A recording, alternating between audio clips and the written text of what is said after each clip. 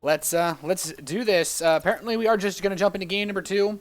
Spawning in the bottom right position of the map that is Whirlwind is going to be our red Terran player coming in from Western Wolves, Mad Cats. It is MorroW.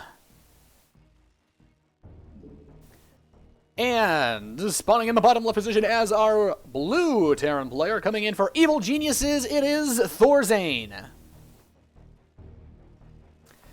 So, thankfully, I was able to jump into this series. Our next scheduled match is actually ThorZaIN versus Night End, which will be after this.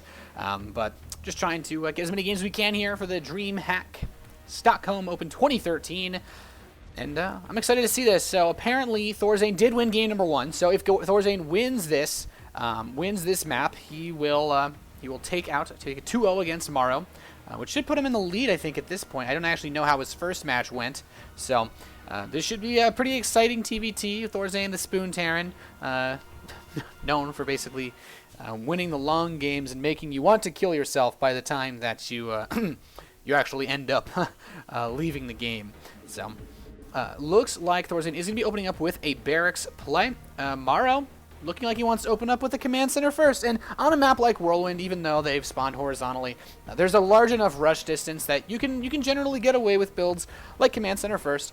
It is quite difficult to do that on maps like Neoplanet S. If you're going against a Reaper play, it can be very, very damaging towards a command center first opening.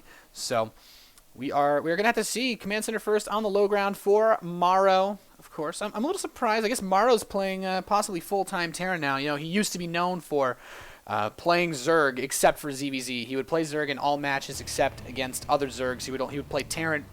He would always play Terran against other Zergs because of how much he hated ZVZ in pro tournaments. So we do have ThorZaIN going up for that gas now, mining it away. It's not the fastest gas possible, but we do have a barracks gas follow-up from MorroW. And this, when I say reasons why you wouldn't do this in a regular game, a Reaper could basically completely crush you. For comments people have, Vita is just his EU tag. He doesn't really play on this server that much, it seems. So just an old account. He is EG ThorZaIN. To put those qualms to rest. And now ThorZaIN is going to be going and building a command center as natural, getting a reactor. It's a very standard build. We've seen this used a lot against Protoss as well, but oh goodness, he's going to go for a fast second gas. I really like this play before even starting his factory. So ThorZaIN doing something a little bit different. Could be a very interesting build at the same time. MorroW, he's getting up his marine count. His natural expansion's done. Getting a bunker as well for defense, so not bad at all. And ThorZaIN is going to be starting up his factory, and the factory is actually starting from MorroW at the same time. And in terms of build order differences, there is going to be a very slight army advantage for ThorZaIN because he will have a faster reactor, either for his barracks or his factory. But MorroW, he's gonna have an evenly timed factory himself. So in terms of dealing with anything like fast banshee or hellbats, he has the same access to tech to deal with that as ThorZaIN. And now ThorZaIN, also with the faster gas, should be able to move up to a pretty well time. He could get a starport and an armory at the same time with this sort of build, which could be what he's looking to do. And there it is. He's getting an armory in the bottom right of his main base, keeping that nice and tucked away. Neither of these players have actually really seen too much of what each other have. ThorZaIN didn't scout at all. Meanwhile, MorroW just lost his scouting SCV to the Marines of ThorZaIN. And both players putting those factories onto the reactors. 2 Marines for ThorZaIN. Excuse me, 2 Hellions for ThorZaIN. And we should see him move straight into Hellbats and then some Medivacs. This is it's a somewhat safer defensive macro build, but still with a good amount of tech and a good nice paw full of Marines for early defense. And no bunker on the part of ThorZaIN, though, makes his build a little bit more crisp. MorroW getting this for defensive purposes because he did go for the command center first. It's pretty important, but I gotta say, MorroW also getting a starport and an armory. Hellbat drops have become, well, if you're a Terran player, you know all about them. Very, very, very difficult to deal with style of fast Hellbats in TvT, especially TvT. Just because just because it's it's such a battle of micro and wits, especially when both players are going Hellbat drops. And now ThorZaIN sending over the first Hellbat drop towards his opponent's natural.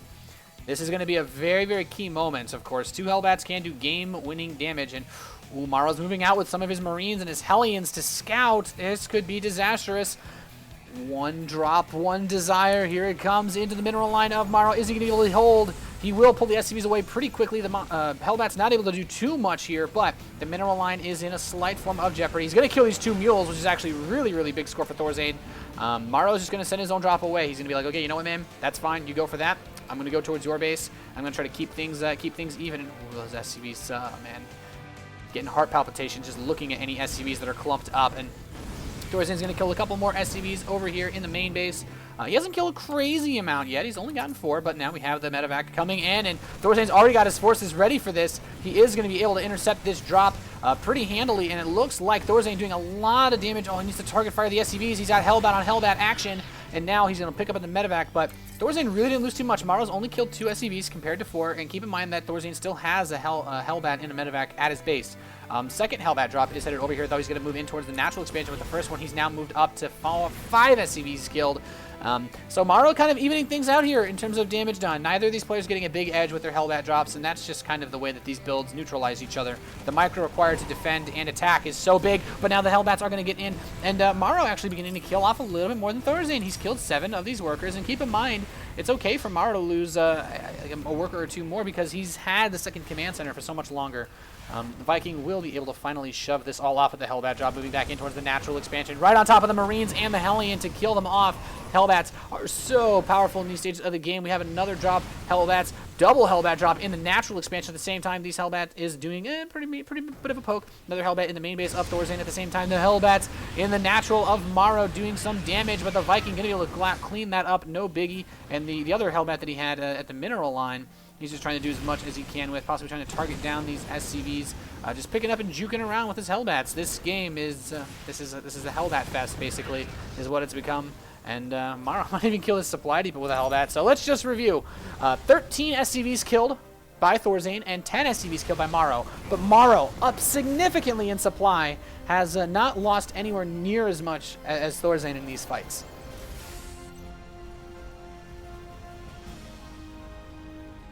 And looking at overall worker count, 47 SCVs to 35. ThorZaIN may have killed more workers, but oh no, another drop is coming, and the workers are being double pumped for much longer by MorroW.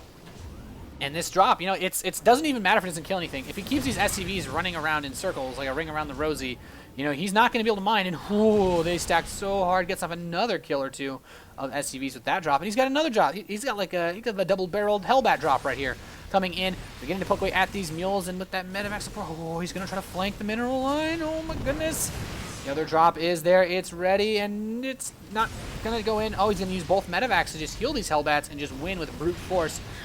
Pretty nice play here from MorroW. ThorZaIN is in a bit of a sticky situation here. These Hellbats are just so annoying. He's just trying to bring one medevac. He's like splitting them up, like the split push with the Hellbat drop, and he's got a couple regular Hellions coming in as well. That's going to be the mobile danger, and the medevac is still here. He can load them up, go for a more harass, and at the same time, ThorZaIN going for a double Hellbat drop. It's Hellbats galore today at DreamHack Stockholm with all these SCVs dying. He's got a good number of kills here. ThorZaIN has killed 20 workers. Keep in mind, total worker count is still going to favor MorroW pretty significantly. It's a lot of 51 to 40, so definitely a nice lead. ThorZaIN, though, he's going to go drop the main base. Is this number going to increase? He's still got these medevacs split up. Both players are basically just going to max out on Hellbats and see who can max out with no SCVs first.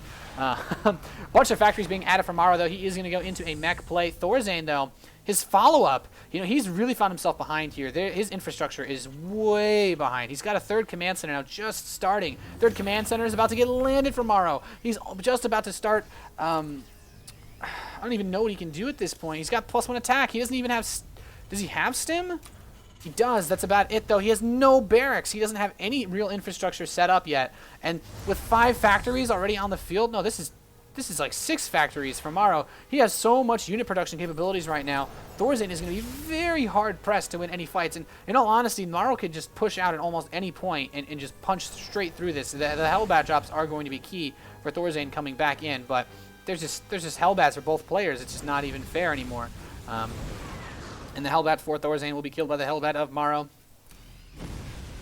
ThorZaIN getting another little drop here. He's doing a little bit of poking, but it's really hard to get a ton of damage in. Killing a couple of workers, though, is nice. He's up to 26 SCVs killed.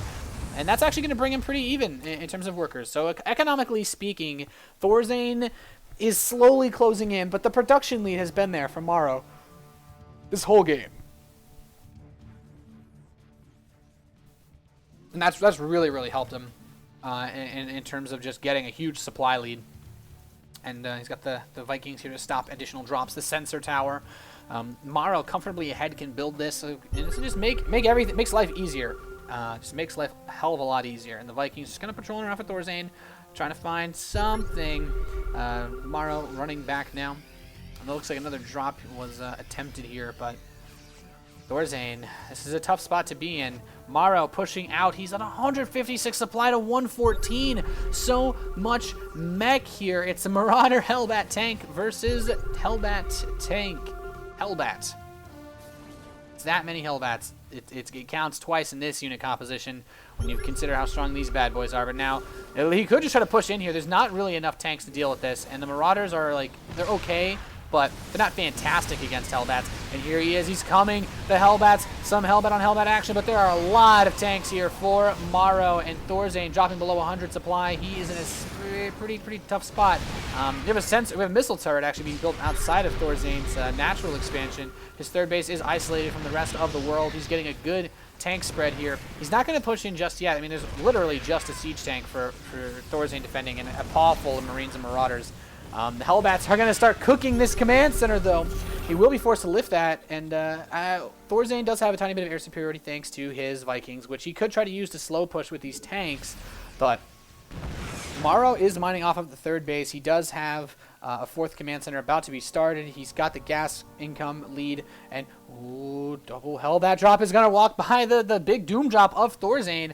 He does spot this. This is a very important moment, but there's nothing at home for MorroW. He has a wave of tanks about to complete. He needs to keep these at home to deal with this. The double Hellbat drop hitting the main base of ThorZaIN.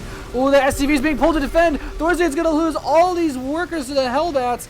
Oh my goodness, this is a really big chunk, and at the same time, MorroW is pushing the front of ThorZaIN. He's going to be able to tie this series up 1-1. GG! ThorZaIN is not going to be able to hold the Hellbat pressure, and man, I'm trying to think of a proper analogy to describe that game and what that looked like, what I just saw. I don't actually know what I just saw, but there were a lot of Hellbats. It was awkward, and yeah, a lot of SCVs died in that game. Not a crazy amount, but that's only because it didn't really go that long. Well, that actually, I believe, ties things up 1-1, so we will get into game number 3 as soon as we can. And, of course, thanks to ThorZaIN and MorroW, who actually had that game started and then ended it within 10 seconds because I messaged MorroW, and they remade the lobby for me, so big thanks to them. Guys, you're watching the DreamHack Open 2013 Stockholm. I'm your caster, Nathanias. Don't go anywhere. Game number 3, ThorZaIN versus MorroW, coming up.